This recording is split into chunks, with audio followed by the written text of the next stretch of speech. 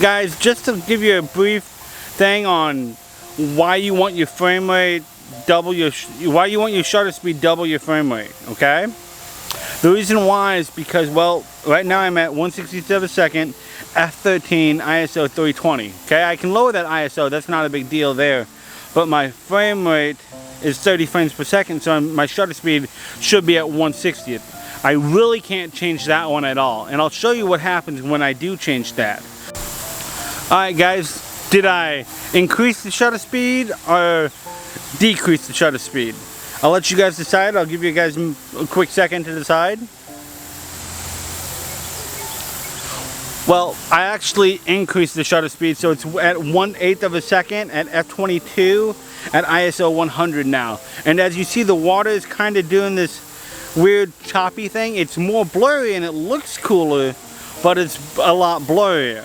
So yeah, I do like that, but again, it's got like this weird choppy, unweird feeling to it. So now we're gonna go ahead, go again, and go the opposite way this time.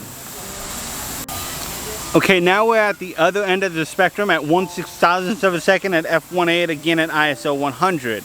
Okay, and you see how crisper the water is? You can see it dropping a lot clearer and stuff like that.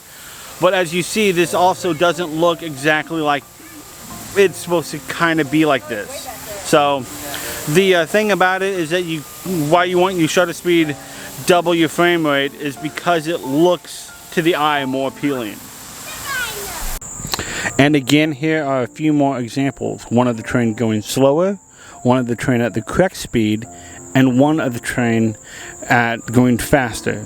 This is why you want your shutter speed at double your frame rate. So if your frame rate is 24 frames, you want it at 1/50th of a second because you can't get 1/48.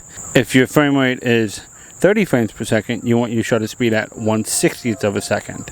And if you're doing slow motion, again, you want it, again, double your frame rate.